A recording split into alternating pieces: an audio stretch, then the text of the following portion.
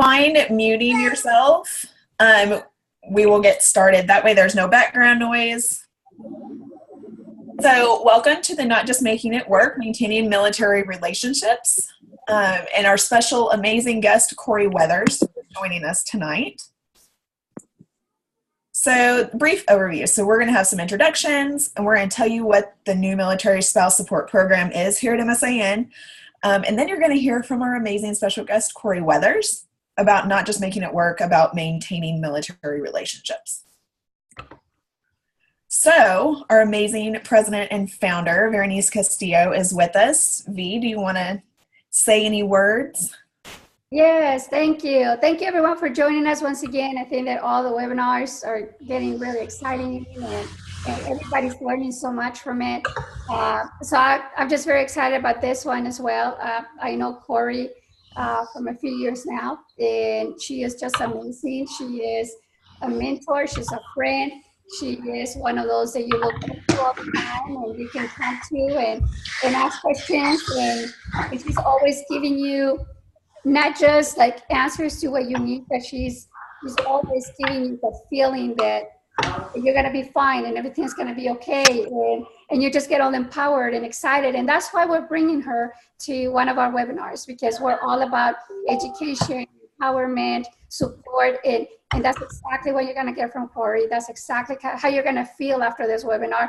And like many of us say, after you meet Corie, after you hear after you hear her talk, you're going to be like, I cannot stop following her. I cannot stop talking to her. So you're going to be like us. You're going to follow the podcast and you're going to read, and she's going to talk about all the amazing things that she's doing. So don't be surprised that at the end of the webinar, you're going to be chasing her and asking things and making sure that she's going to be here and there, because she's just amazing. So thank you, Corie, so much for giving us some of your time, because you're always busy. So we appreciate the fact that you're here with us tonight, and you're doing this for all of our members, and mainly the new spouse.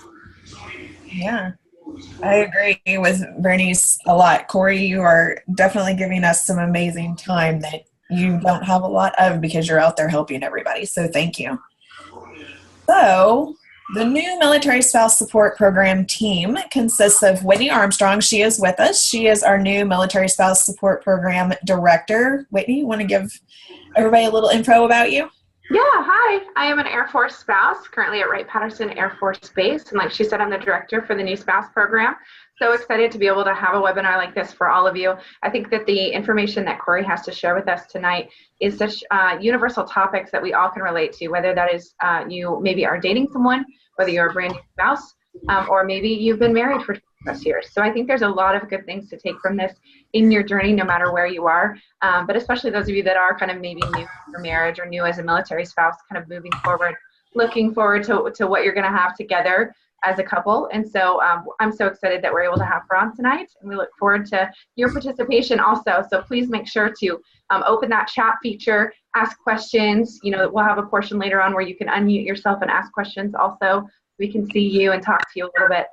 So please make sure to participate and hang on till the end, because we do have a couple awesome giveaways to choose from the active live participants tonight. So make sure to stick around to the end. But thanks and welcome.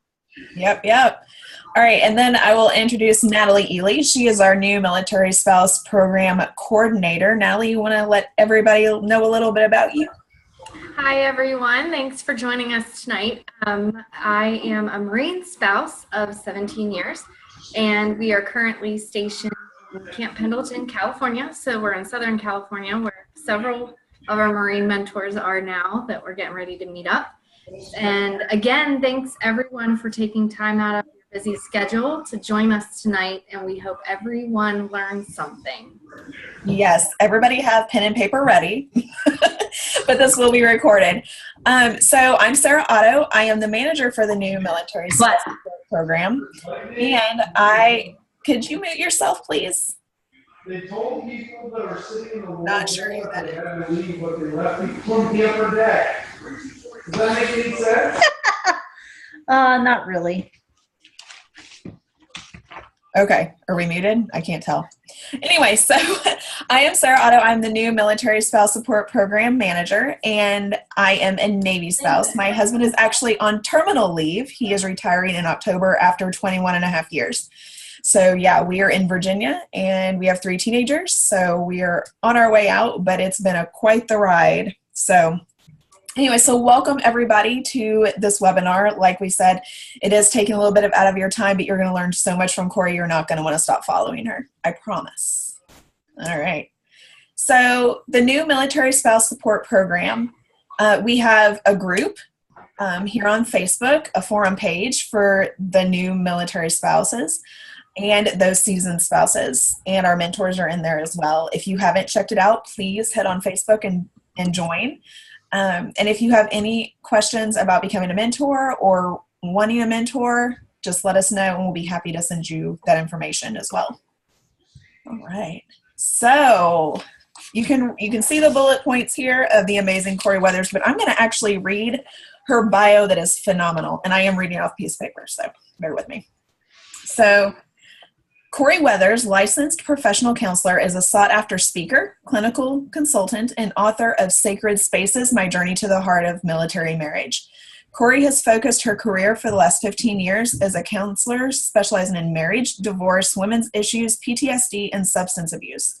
She has used her experience and education to support service members and families involved with the war on terrorism, as well as first responder families.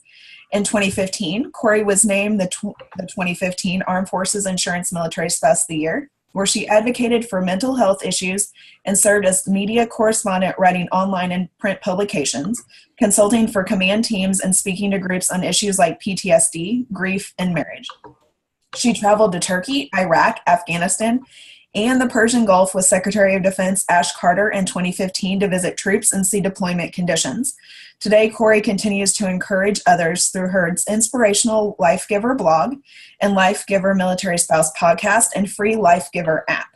She also co-hosts marriage retreats with her husband and offers an online marriage program designed to improve intimacy and connection. Wow. So with that, please welcome the amazing Corie Weathers. Hey, everybody. I am so excited. Thank you, Sarah, for your sweet introduction, and Bernice, all of you guys for your sweet words. It is an honor, honestly, to be with you guys. I see we have lots of people that are on with us tonight, and so if you guys can do me a favor, I can go on and on for like hours, honestly, when it comes to the topic of relationships. But rather than just blast you guys with just general information, I really want to hear from you guys what you would like to hear me talk about and address, and the topics that you want to see addressed, because we have enough people here that I think that everybody is going to have some common things that they want to hear. And I love participation. I love answering questions. I love to know where you're at and what you're thinking about. So I can actually see the chat thread as well. And so I would love to hear from you guys. And so I would love to actually start off with just chime in or chat in and tell me where you are in the world, because military spouses are often all over the place. And so it lets me know if somebody's up in the middle of the night because they're overseas somewhere, or if you're just down the street, I don't know. So I'm very excited to be here. Relationships are honestly my favorite thing to talk about. Marriage is my favorite thing to work on when I'm doing counseling with first responders and first responder couples and military couples, just because I love doing the individual work, and I often do a lot of stuff with women's issues specifically, but there's something really magical and powerful about seeing a couple who has really been through some tough stuff and feel like they are on the brink of falling apart, or feel like they are not in a good place when they suddenly find that spark again, or when they first hear each other again and they are like, okay, we're going to be okay. And it's so inspiring, and it's just my favorite moment. And so I could do counseling all day, every day, just because I love to be involved in those little tiny moments. In fact, I tell people that my sweet spot, the thing that I love the most, is I love to walk in some of the darkest places of couples that couples are walking through. And I love to be in that spot because there's always a place for hope, and there's always a chance to turn a relationship around and see that healing and see that restoration happen. And so that's one of the reasons why I love it so much. So Like Sarah was saying, I'm doing a lot of counseling right now for first responders and for military couples. I work with organizations that believe in marriage and want to see military marriages succeed. And so I get to play a part in making sure that their programs actually make a difference, and we're actually seeing couples like turn their life around, which is really cool. And so I know we have a lot of spouses here that are perhaps brand new military spouses. Maybe you've been like your Sarah, and you're getting ready to just transition into a whole new season of life. And so that might be you too. So, okay, so I see Camp Pendleton, Key West. I think I saw Georgia and Ohio. Let's see. Missouri with your parents, your husband is in Kuwait. Yes, that's a whole other topic, right? Like if you're doing that 1 year kind of separation. Georgia, I'm from Georgia. So I see it's KC is from Georgia, so I'm from there. I was just at JBLM like in the spring. I think that's Jenny. So that's super exciting. And it looks like Emily is getting ready to buy a house. Oh goodness, big decisions like that, Emily. So we'll do our best to come back to that to address it, because so often in marriage, not in any marriage really, but specifically with military, when you have been separated and you've had everything from TDYs to deployments and all of that, and then suddenly you have to make a big decision together, it's really hard, isn't it? So it's kind of like when you hear couples when they're like remodeling a house, and it's like the worst thing that they ever decided to do together, because then they actually had to work together to make that succeed. So, okay, where else? I see Tokyo, Virginia, the Pentagon, and DC. So excited. So Virginia again. So I'm so glad you guys are chiming in. I was thinking about this title. So the title of Not Just Maintaining Your Relationships. And I think it's a really great title for tonight, because the more I thought about my marriage and military marriages and all the things that we endure, this lifestyle is so chaotic and so uncertain. And we find ourselves constantly like not being able to count on anything except for the fact that the military is going to disrupt whatever plans that we thought we had or whatever control we thought we had. We really do find ourselves getting into this rut where we find ourselves just doing what it takes to survive, or just do what it takes to maintain your marriage and your relationship. And I hear from a lot of spouses that say things like, we're just hanging on.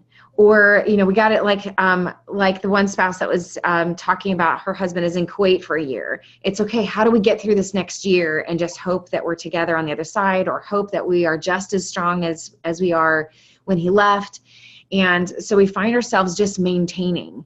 And I don't know about you, but maintaining my relationship doesn't sound like what I want it to be. I don't want a relationship that just maintains or just stays at this steady like state. I don't know about you, but I don't really want to be the same person in a year that I am right now. I mean, I hope that I don't go backwards, right? And I hope that I don't go downhill, or I hope I don't fall apart, true. But I want to be better. I want my marriage to be better. My children are getting older. I have a 14-year-old and an 11-year-old, and I want to be better for them. And I want our marriage to be better for them in a year than it is right now. And so when I started thinking about this title, Not Just Maintaining Your Relationship, but like actually what would it look like to actually have a stronger relationship next week, or 6 months from now, or a year from now, or even 5 years from now, than just like maintaining it. I hope that if any of you guys are in a place where you feel like you're just hanging on, or you're just maintaining your relationship, that you will leave this webinar tonight and feel like you don't have to stay there, that you can grow, that your marriage can grow, that there are ways, sometimes simple ways, small adjustments that you can make that can revolutionize your marriage just because you decided to do those 1 or 2 things that are super intentional. So I know that we have lots of different seasons of spouses in here. And so I'm going to do my best to address kind of these different seasons depending on where you're at. And if you have a specific question that I can answer, Sarah, I'll ask for your help, because everybody's doing so awesome, like chatting. There's no way I'm going to be able to keep all up with it. So I know, they're being awesome. They're so awesome. So I see recruiting duty was just a lot of maintaining. I know. And let me be vulnerable here for a second, because I think we're in our 6th assignment right now, and our 6th move, and the Weathers family tends to move lately, like on average every year and a half. Like, it is crazy in the Weathers home. We cannot seem to stay in one place longer than a year and a half to 2 years max. And that's insane for us. And it's been incredibly stressful. And this current season that we're in, talking about recruitment and how there are some season that just feels like you're just holding on. Mm-hmm. Our current season, my husband is an instructor. And so he gets up at 4 a.m. and sometimes gets home at 6 o'clock at night, and he's exhausted. And that puts a lot more on me to take care of the home and the kids. And there are days that we're like, man, I get it. Like Allison, like there are days that it's just like, let's just hang on until the weekend, and then we'll see where we're at. We'll touch base with each other. So there are seasons, especially in the military, that things are harder, or the schedule is harder than it ever is, or ever was, at least. So I totally get that. I think that when we ask ourselves, what is a healthy relationship to begin with?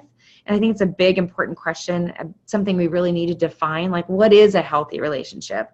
That's kind of our thermometer. That's kind of where we have to define that and go, okay, if we are just going to maintain, can we at least maintain in a place of healthiness until we get through that season? And so if somebody asks me that question, what is it? In fact, I'll let you guys chime in and tell me what you think a healthy relationship looks like. I was thinking about it, and for me, a kind of definition or some things that I look for is 2 people that respect each other, that value the strengths that each other is bringing, meaning there are certain things that my husband can do that I can't do. I am not here to be all things to all people, especially to my kids, because I will wear myself out and exhaust myself, and I'll fail trying. So there are things that my husband does that I cannot do, and I'm so thankful that he's good at them. And there's things that I can do that he's not as good at. And do we have that mutual respect? Do we value the strengths that we're bringing to the relationship? And I think that one of my favorite things that I'll throw in there also is kind of that thermometer is, oh, I love that, Whitney, showing up for your spouse. It's actually one of my favorite phrases, to just show up. Sometimes breaking out of that monotony of just maintaining a relationship is sometimes just showing up. Like, and that means for me, you can, Whitney, you can expand on this if you want to, but for me, showing up for your spouse is things like when my husband does walk in the door, do I keep cooking and washing the dishes or doing whatever it was that I was doing? Or is it something that I can, especially if he's talking about something important, that I can set it aside and I can actually turn to him and I can actually look at him in the eyes and I can actually listen to what he's saying? To me, that's what I tell myself. And I'm like, I'm going to show up for my spouse. How can I actually give my full undivided attention so that he knows that I showed up? Because I might be in my brain thinking I'm showing up, but if he doesn't know that I'm showing up, then it's not working. Does that make sense? Mm-hmm. So a healthy relationship that values each other, mutual respect, clear communication. We're going to touch on communication tonight.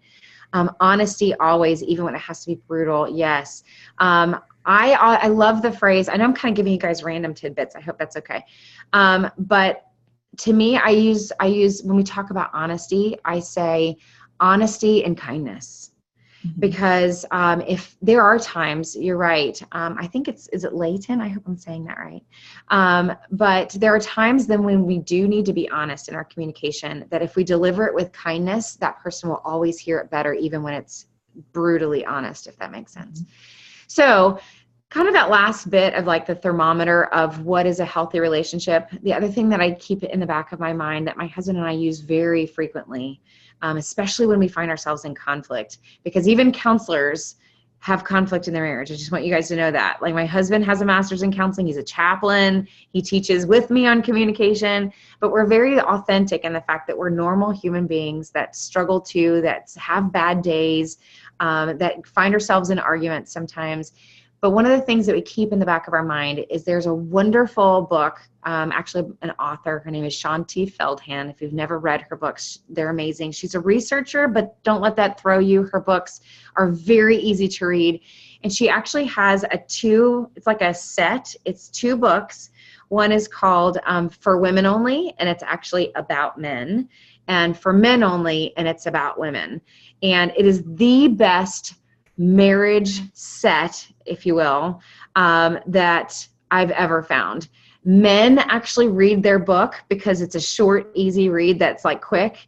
And honestly, women that are listening, the chapter about women and their sexuality and marriage in that book is the best chapter I've ever seen for women on sexuality and helping men understand how women view sex.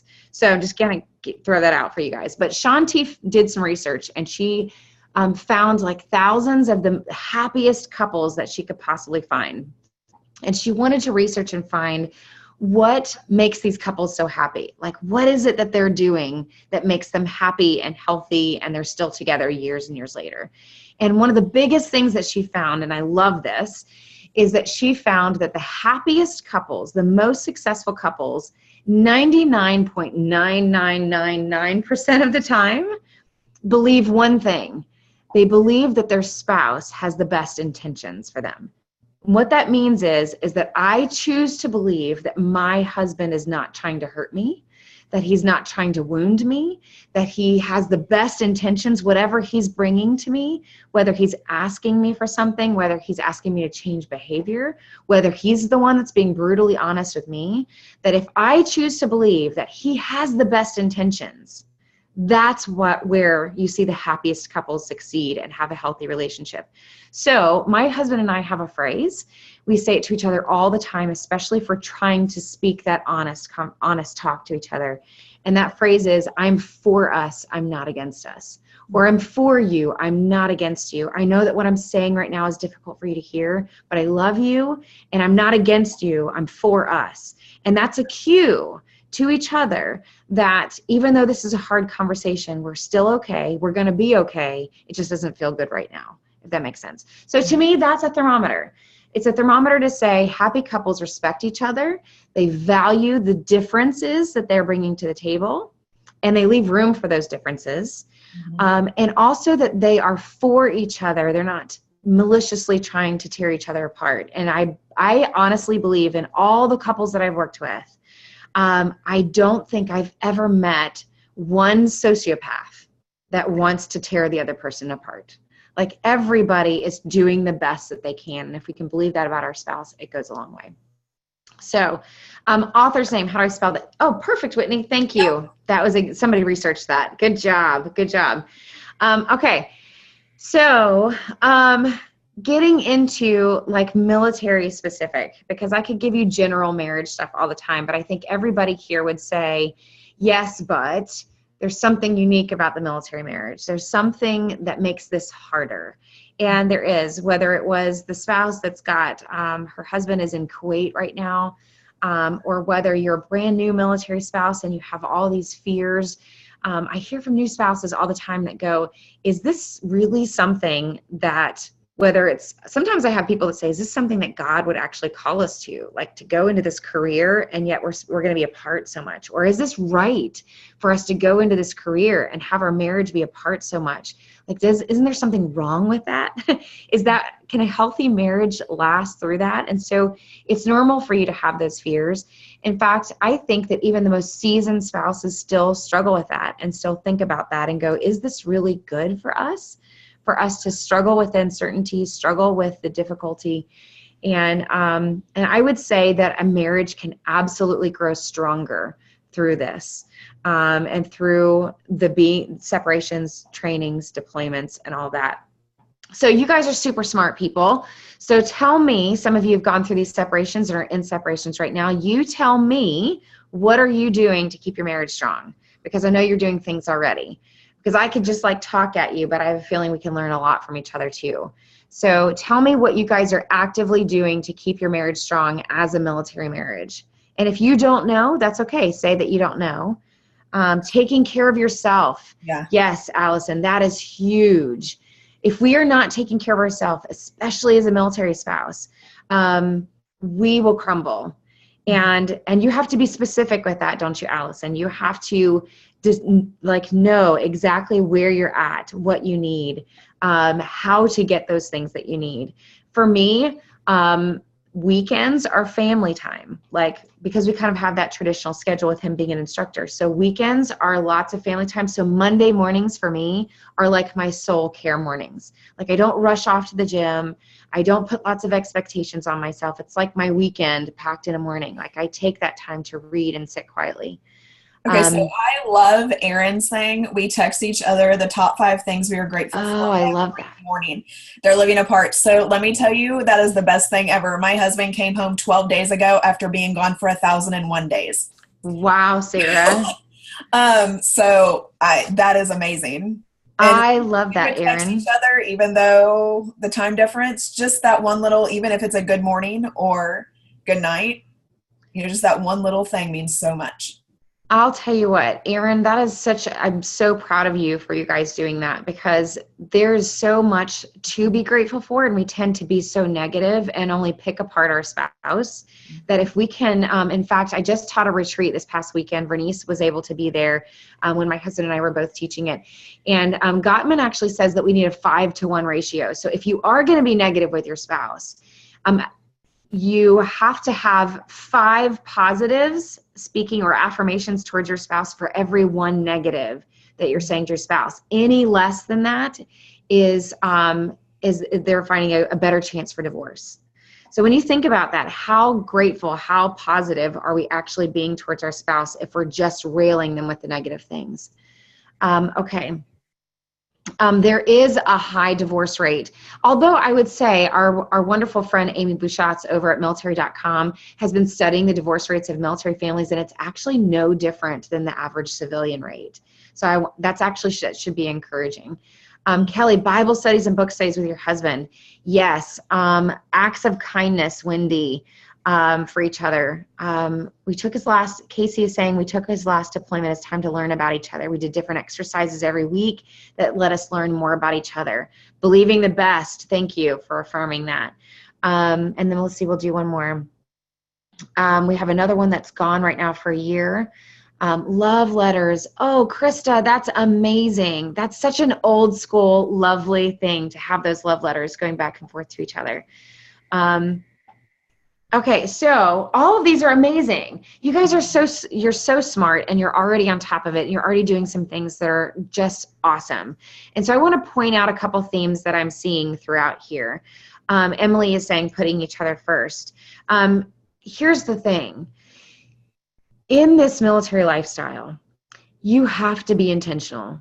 And so I'm going to do some truth speaking for you guys, if that's okay, because I think that's why you're here. You're showing up because you want somebody to speak the truth to you. Mm-hmm. And so you have to be intentional in this marriage relationship more than I think I kind of even want to say even more than the average civilian marriage, because a civilian marriage has that consistency. Some of them don't, but a lot of them do. They come home at the same time every night. The kids have the same activities on every Thursday at 6 or whatever. When you have these huge chunks of time where you have to be separated from your spouse, you have to be intentional. Choosing to not just maintain your relationship means that you have to be intentional to set goals. You guys are the most gritty people that I could ever find. Why? Because you know what it's like to struggle, or at least you're willing to embrace the struggle, and you're willing to push through it. And grit, according to Angela Duckworth, great book again, is the ability to have a long-term goal, which is, let's say, I want my marriage stronger by the end of this year. If we're going to be apart for a year, I want my marriage stronger. I want us closer. I want our communication better. That's my long-term goal. And I want that bad enough that I'm going to find the work ethic to actually help me through that year to reach that goal. That's grit. Grit is the ability to push through difficulty because that long-term goal is so important to you. And when you, in your marriage, when you guys have the same goal that says, even though we're going to be apart for 3 months or a year or whatever that looks like, when we have the same goal together, I would encourage those of you who have not maybe separated yet due to deployment or training to sit down, go on that breakfast date, go on that dinner date, or if you have small children, then have a date at home. And sit down and say, how are we going to be better by the end of this than we started?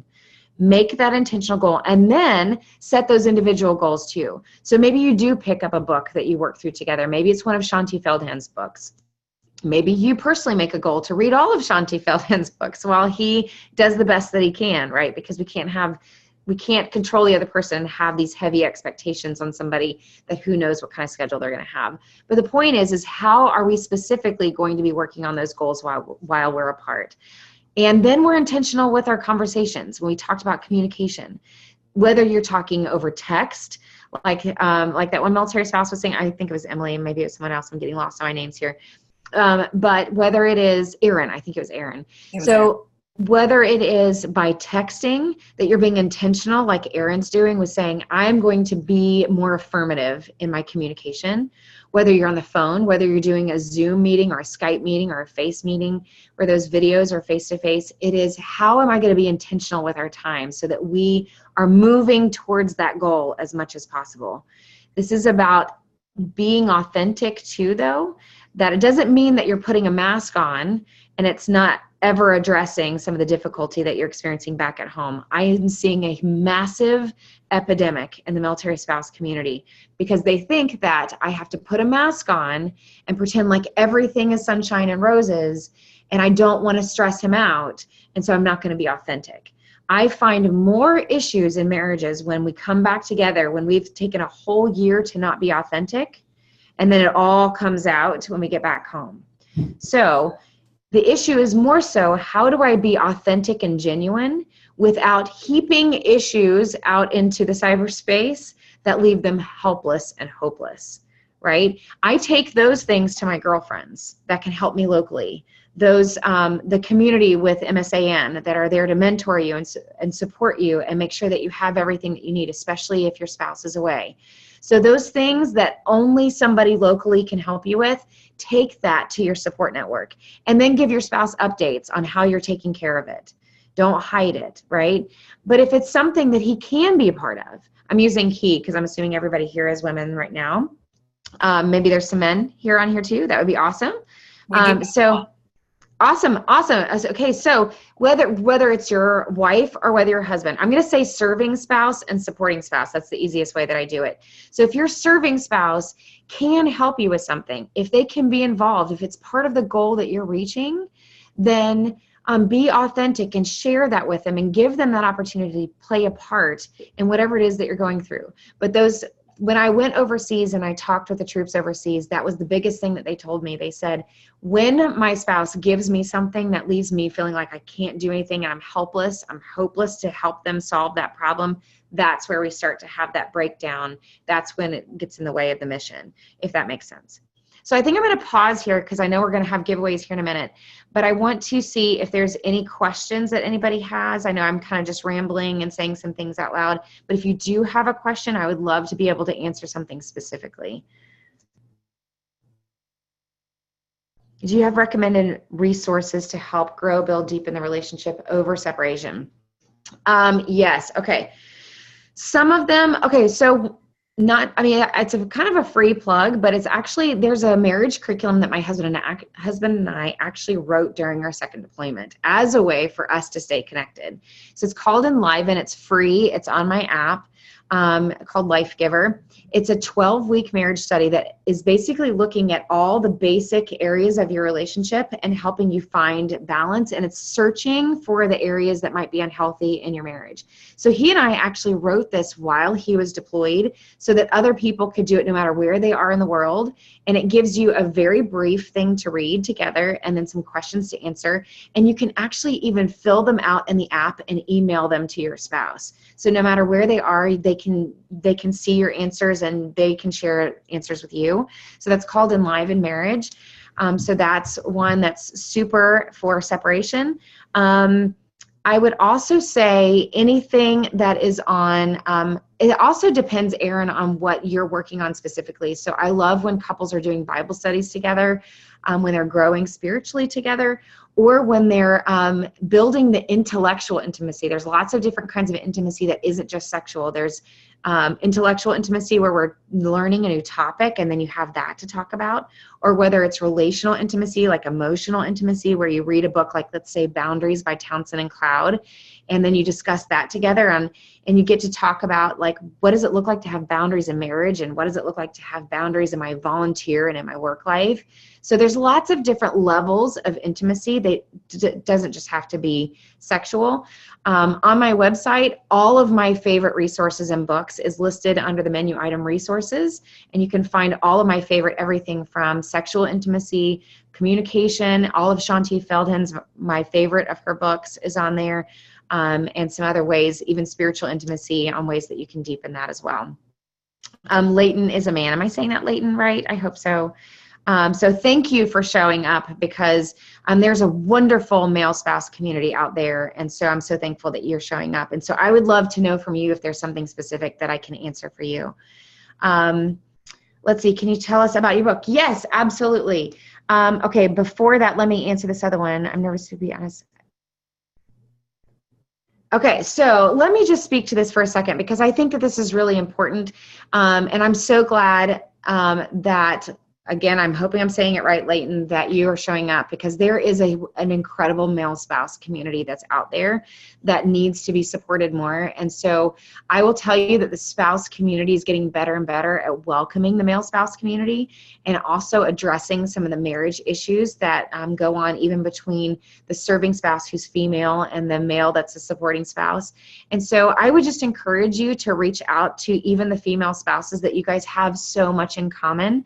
And I would actually even encourage you to lead out on doing something for your military spouse community locally, and lead out if that's something you've got room for in your life, because you have such creativity and strengths and a totally different way of seeing things that you can add so much value and so much wisdom to the female spouse community that sometimes needs to have a paradigm shift.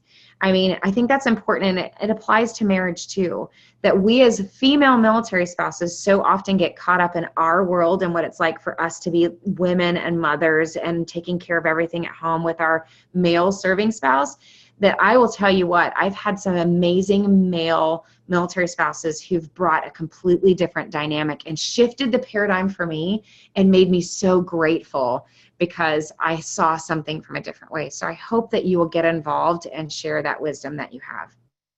So, okay. So I guess if there's specific questions, totally ask me if there's something I can specifically address about marriage. But I'm being asked to share a little bit about my book. And I will be very brief on this, because I know you have some amazing giveaways, including I am going to give away one of my books tonight. Sacred Spaces is a labor of love for me.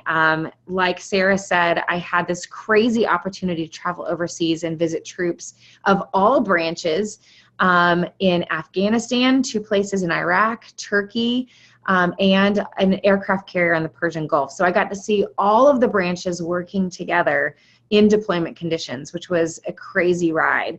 And at first it was supposed to be a blog and a video blog kind of experience with the week. That was what the Secretary of Defense would have loved for me to have done. But I will tell you, it radically shifted my perspective of my own marriage so much that it became a book. And so this book, I will say, if you're a brand new spouse, it's a tough read. It's a crier, in that it's nothing tragic in the book, but it is definitely a dense book. And so I would encourage you to read it with other people. But it is my personal story of my marriage and how it completely changed, because when I went on this trip, I got to see my husband through a different lens. I got to see why he enjoyed deployment. I got to see why he loved what he did. And I got to see so many other troops with a spark in their eye at Christmas of all times. And I thought they would be like down and depressed because they'd be missing family. But there was something different about them overseas, that they were genuinely getting to do what they were called to do and what they love to do. And it shifted my perspective. And honestly, it made me see some things in myself that made me realize that I was part of the equation that was keeping my marriage from being great. And a lot of that goes back to what I was saying earlier, that as a military spouse, I was hiding a lot of my feelings, and I was afraid to talk about what I was feeling on the inside. And to be honest, I was kind of resentful. I was resentful that I was revolving around the military, and the military was this mistress in my marriage, and how difficult that was for me, but I never talked about it. And so this trip and this book revolutionized my marriage, and I'm so honored to say that so many other people, I get emails all the time that are saying that this book is changing their marriages. And so I'm happy to be able to give a copy of that out tonight. And so, yes, Casey, you never realized how much your husband loved his job until he deployed. I had somebody say, one of the troops overseas say this to me. They said, it's almost like when you've been in high school for years and years, and then you go to college, and then you train even more, and then you finally get to go and do your job. And that's what deployment feels like. When you are back home, you train and you prepare and you practice and you practice, and deployment is finally getting to do this thing that you've been practicing for years. And so there's freedom and there's joy that comes with that. Whitney, did I have mentors in your life as a new? Oh, I did. So the best military spouse mentors that I've ever had, Whitney's asking, did I personally have military spouse mentors? I would not be where I am right now had I not had those mentors in my life. I had no idea when I was coming into our first assignment how to do this military spouse thing. I didn't know how my marriage was going to make it either. I had a lot of those same fears that you guys might be having. I had a military spouse that taught me what she could teach me. She was in the middle of her own deployment, and she taught me what I needed to know, and she got me ready for that deployment. And I was so eager to get involved, and I was so eager to help people.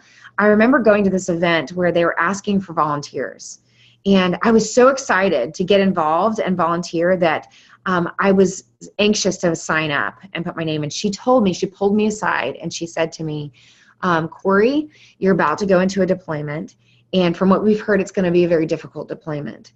This may not be the best time for you to give and volunteer and give all this energy away before you know how much energy you're actually going to need to take care of yourself.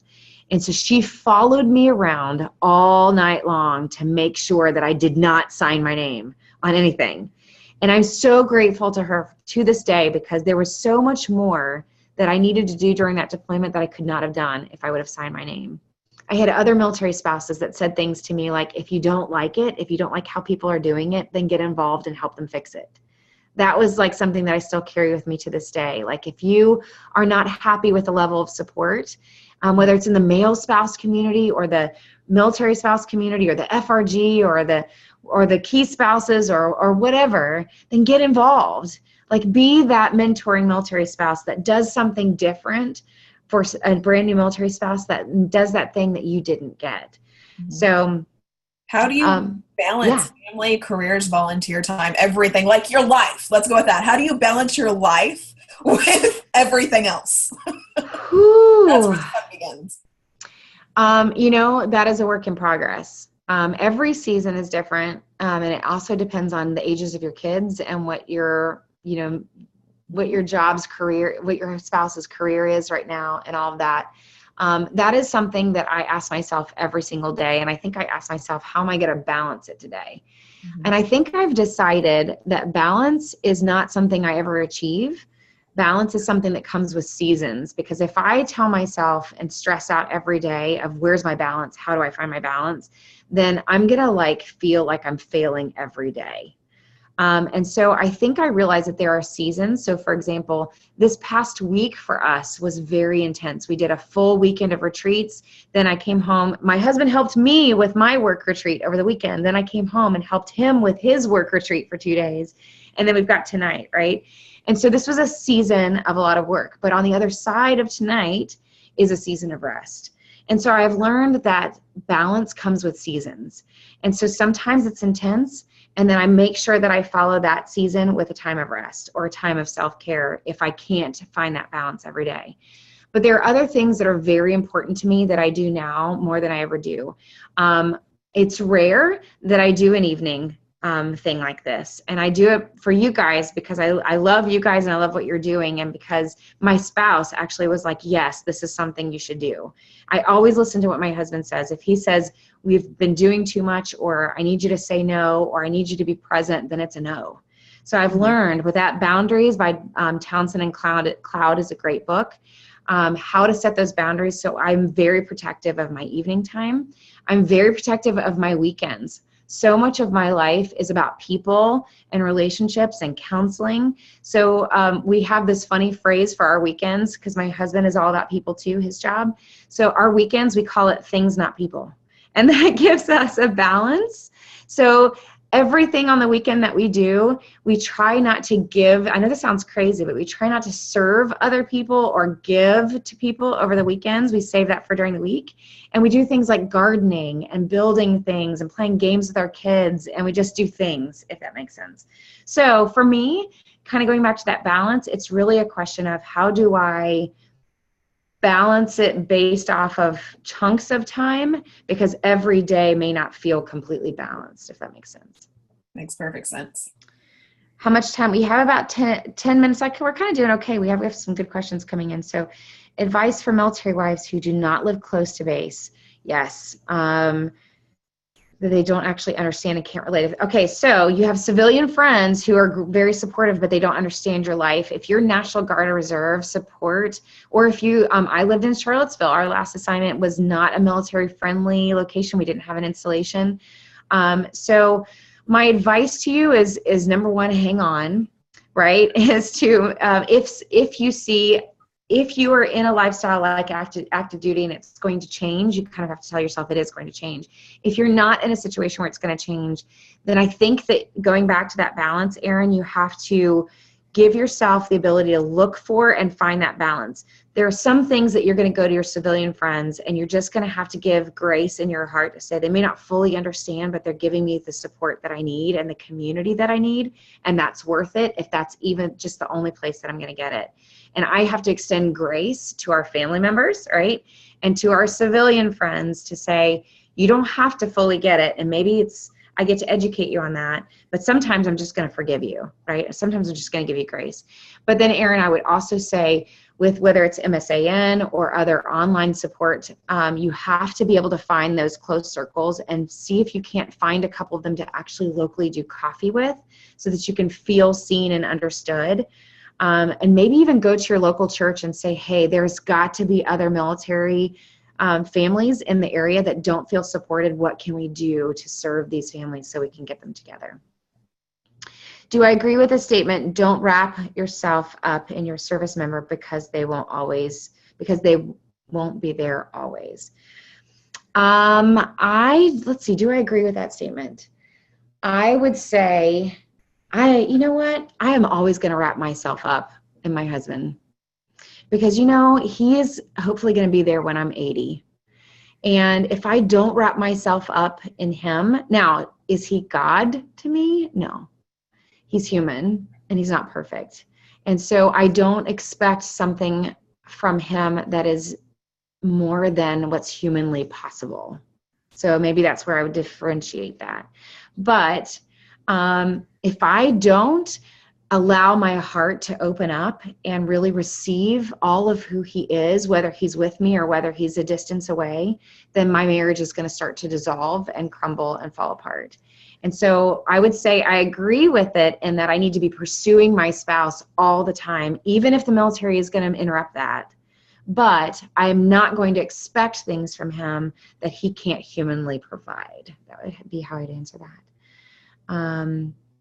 My husband is active duty, but my career kept me home. Totally get that. And we could do a whole other segment. We may have to do that another time on when do we choose to geographically separate and geo-batching. I actually wrote an article on that where I interviewed and studied not just people who have made that decision, but also why senior spouses, seasoned spouses who've been through that and are on the other side and what they would say. And I can maybe link that in here and kind of share with you some of the things that I took away from those conversations. How do you keep from playing head games while he's gone on deployment? Kelly, I think I know what you're talking about with head games, but I'd love to give you an example. Yes, your spouse should not be your identity. Be who you are and be you with your spouse. Lovely. Perfectly said. See, that's why you should get involved even more, even though you're a male spouse, like you have so much to offer. Okay. How do I keep from playing head games while he's gone? You know, there's several ways that I'll ask for the win. So I'm going to answer that one in a couple ways. And Sarah, I'm going to give you permission to interrupt me because, you know, I could go on forever whenever you want me to. Keep going. Okay. As long as y'all are asking me questions, I'm going to answer. I was training up some brand new chaplain spouses yesterday in a workshop, and she kind of asked a similar angle on this, like, how do you have the self-control in your mind during a deployment? And I think that's kind of what you're asking, because there's all kinds of head games, right? There is the head game of being anxious that I can't do this by myself and I fall apart by the end of the day. There is the head game of I got this, I don't need anybody, and I don't need him either. That's a head game, right? Then there's also the head game of the fear of if something were to happen to him and what that fear can do to my heart. And so I think there's lots of different games that we play in our mind. And honestly, for me, I feel like we have to be authentic and honest with ourselves, that if we are wrestling with any of those questions, then we need to be able to sit in the pocket of those just for a minute and take a look at them. So if you are feeling the fear of I'm scared something's going to happen to him and my whole world might fall apart, that is something, especially for new military spouses, that is something we all have to sit in the pocket of. But I will tell you this, whether it's facing your fears, not living that, I'm not talking about that, I'm just talking about facing your fears. Suffering and facing those fears and thinking about and embracing those difficult things is what brings the depth of character that we want in our lives, that moves us, our personal growth and our marriage past that maintaining. Like without suffering, without difficulty, we don't grow and we don't become better people. That's why military spouses and service couples are my favorite people to work with, because they have a depth of character like nobody's business. It's why when you come across a civilian friend, like who hasn't been through a lot of struggle, that you just feel like you're mismatched, right?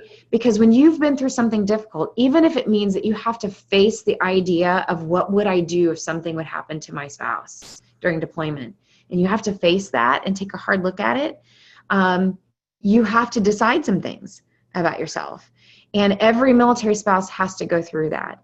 So my encouragement to you is, if that's what you're struggling with, to sit in that pocket, think about it, but play it all the way out. Most spouses stop with, if something were to happen to my spouse, I don't know what I would do. And that's where they stop. And that's why that fear and anxiety loops and loops and loops, and then they get more and more anxious. Play it all the way out. If something were to happen, then what would I do? And then what would I do? And then what would I do? And then where would I go? And then who would I talk to? And then where would I live? And then what would I do with my kids? You play it all the way out, and then you'll realize I'd be okay. Like I would survive. There's other people that have survived too, and I'll be okay. And so when you play that tape all the way out, so you kind of with these head games have to sit in the pocket and not avoid it, but don't build a house in the pocket. Does that make sense? Don't build a house there, but sit in it long enough to figure it out and play that tape all the way out, and then move forward. Come out of that pocket and do the next thing. So Jenny wants to know if you have any resources for a spouse with PTSD, depression, or other mental illness, and a military spouse to help with bringing relationships back together. Let's see. An actual resource. I mean, honestly, number one would be counseling. If you have PTSD, or if you're a couple that's struggling with PTSD, EMDR, which is a type of therapy, is one of the best treatments out there for PTSD. So it is, I won't go through all the details of it, but it's extremely effective. And so being able to go with your spouse to counseling is always best to help reduce those symptoms. Yoga is like huge in reducing symptoms of PTSD, depression. And I often recommend couples go to yoga together as a date. There is a fantastic spouse out there. Her name is Molly Burkholm, Birkholm, Molly Burkholm. And she is doing amazing things as far as eye rest and yoga for veterans and for military families. She's actually even training military spouses to be certified and trained yoga instructors to bring it back into the military community. And eye rest is a fantastic meditative, not weird, but just meditative way to help those with PTSD and depression fall asleep and stay asleep. So it's a huge, wonderful resource. Otherwise, another resource out there is called dialectical behavioral therapy. It's DBT. And that is a regimented type of therapy that will help you with your coping skills. And you can do that as a couple as well. So that would be, I know those are more therapy approaches, but you're kind of bringing up mental illness kind of stuff. And so you need that support and need a clinician to walk by your side. And you as a spouse can go get that counseling without getting a referral from your doctor. And here's a secret, by the way. If you have the chart put in your name, then your spouse can come along for a session, and now you have marriage counseling without him or her having to go through all the red tape to get approval to get behavioral health. It's in your name, not in their name. Okay, so another tip for couples to do on a daily basis. Yes. In fact, I taught Vernice and her husband this over the weekend, actually. It's called a daily check-in, and it sounds so, yeah, I heard Vernice, yes. And Bernice, I'm actually going to give a simpler one than I taught you guys over the weekend. But this honestly revolutionizes marriages, and it's so easy. I still have couples that are like, we've been doing our daily check-in for like a year now, and like we can't believe where our marriage is. And it always blows my mind because it's so simple.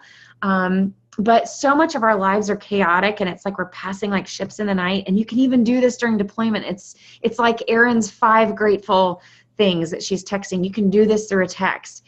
And so a daily check-in is really simple.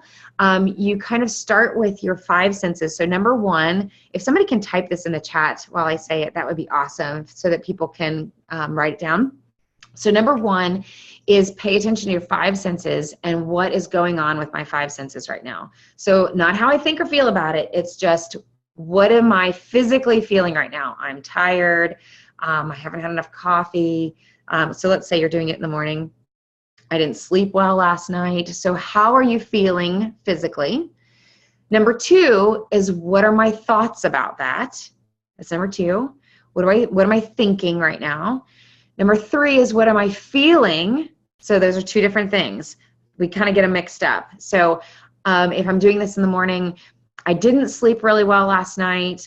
I haven't had a cup of coffee. I just feel really like lethargic and grumpy. What I'm thinking is, I'm kind of overwhelmed with my day. I've got so much on my plate right now, and I'm already stressed. Those are my thoughts. My feelings about that is I'm discouraged, and I don't know where I'm going to be by the end of the today. And number 4, this is the last one. Number 4 is, I'm trying to word this right. You actually want to be able to say it to your spouse and say, how can I best serve you? But if they're doing this with you, then they're also saying, well, then how can I best serve you? Another way you can say it is, what do I most need from you today? What do I most need today? So that's kind of how I'd say number 4 is, what do I most need for today? But I would love to kind of throw in that caveat of, how can you serve your spouse? That's another way to ask that. So on the end of that example, it's being able to say, if I'm overwhelmed and I'm already stressed, that what I need most today is I need like an hour to gather my thoughts together and decompress, maybe when the kids go to bed. And so, honey, can you please, is there any way that you're going to be home in time to give me that 30 minutes? If not, I'll find something else to do to take care of myself, but that's what I think I need.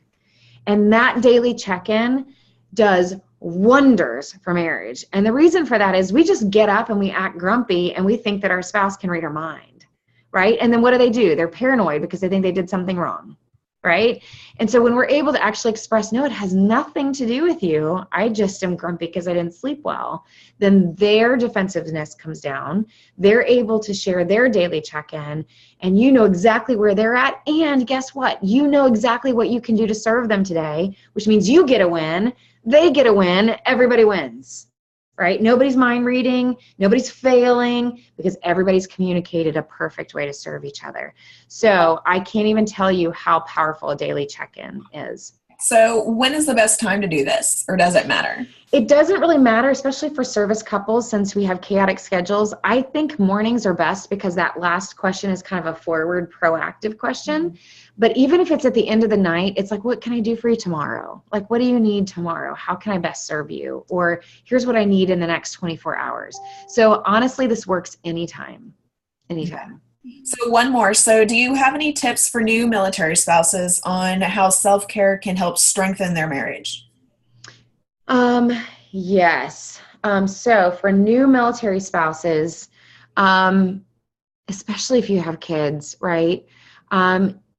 Self-care is crucial. If you are not taking care of yourself, and this is a problem with military spouses, we take care of everybody else but ourselves.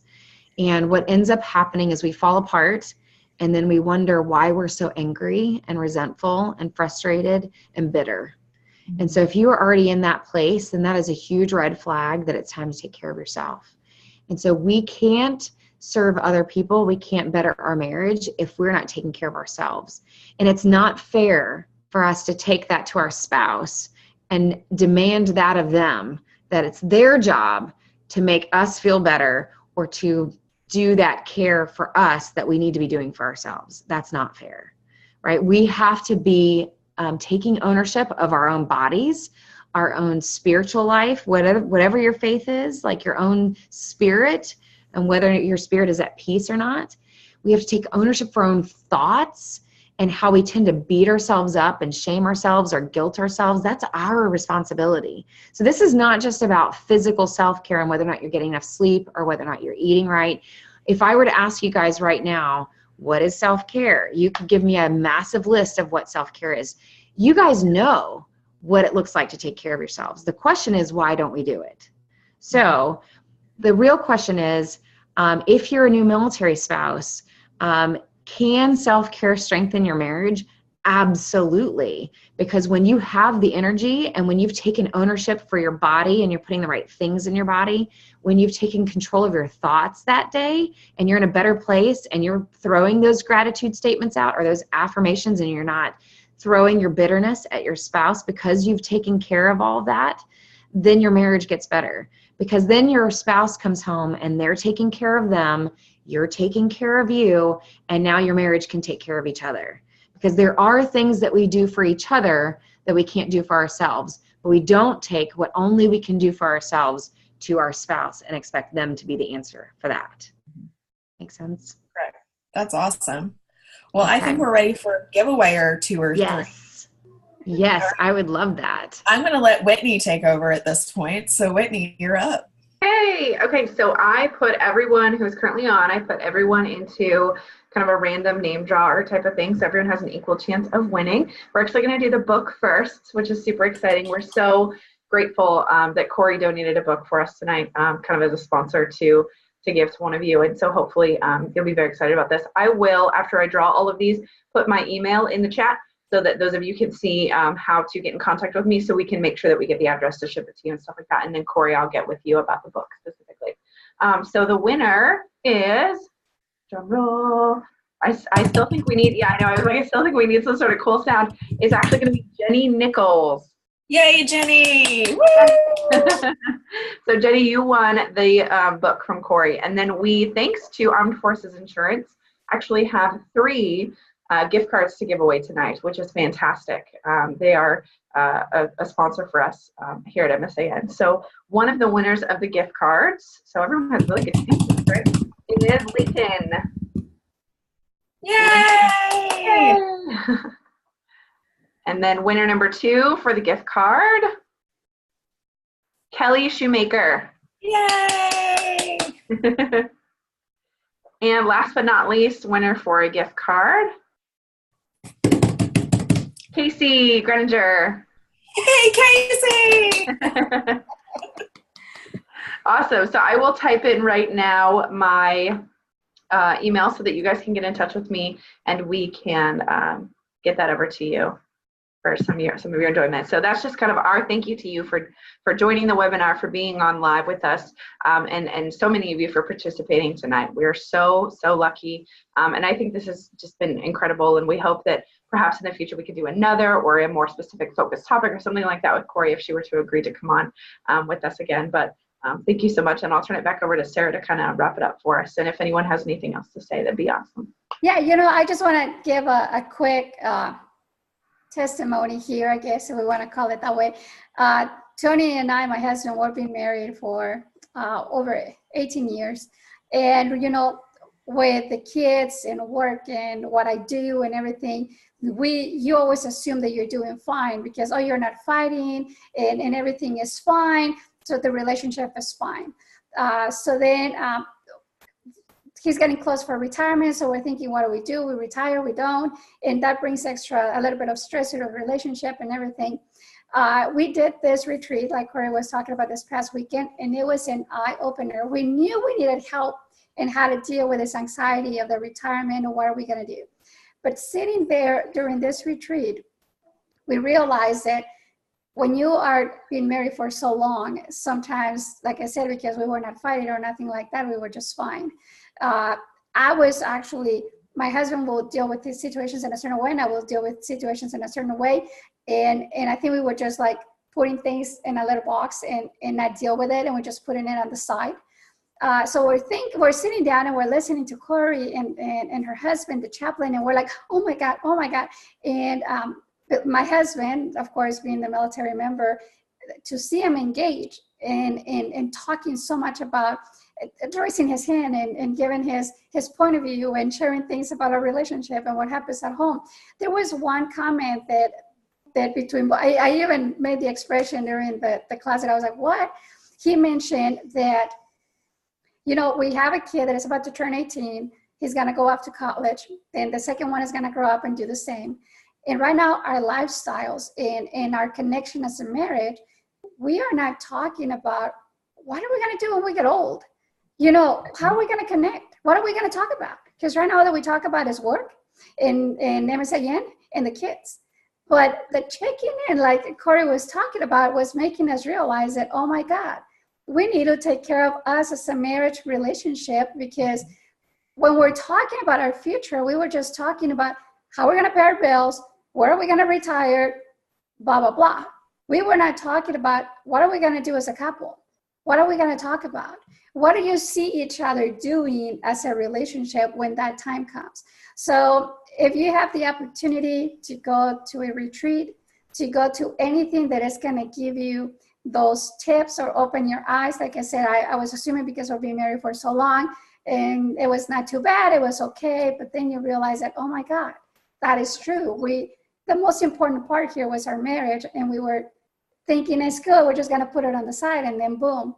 So here in Texas, we have the Chris Kyle Foundation that is doing this amazing thing with Baylor University, and it was a blessing.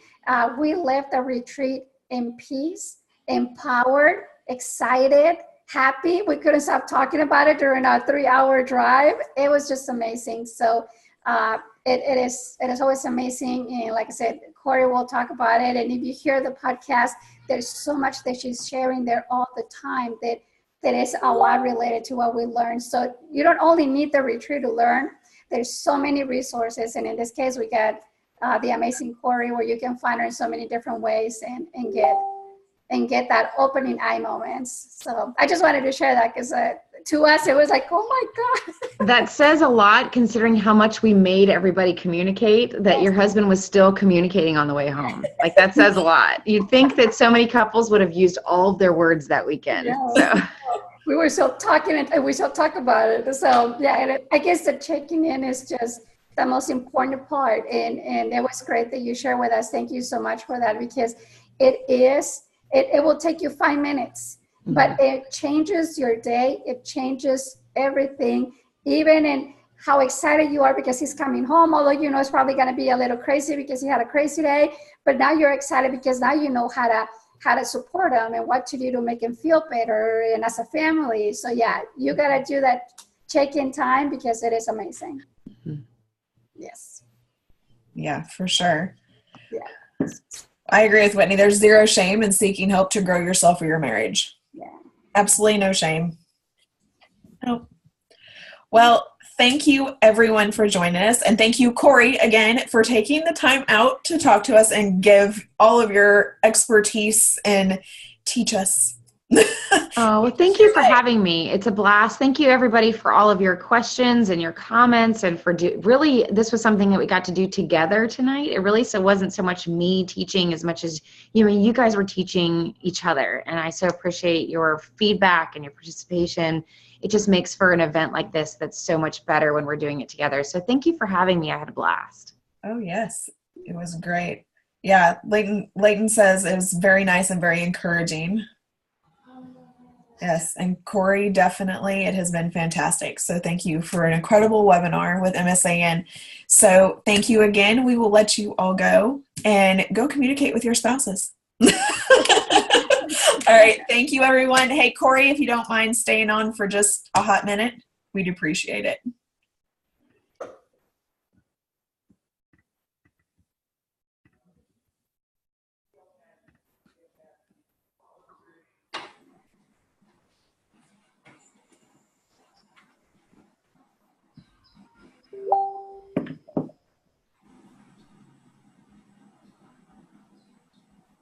Night, Casey.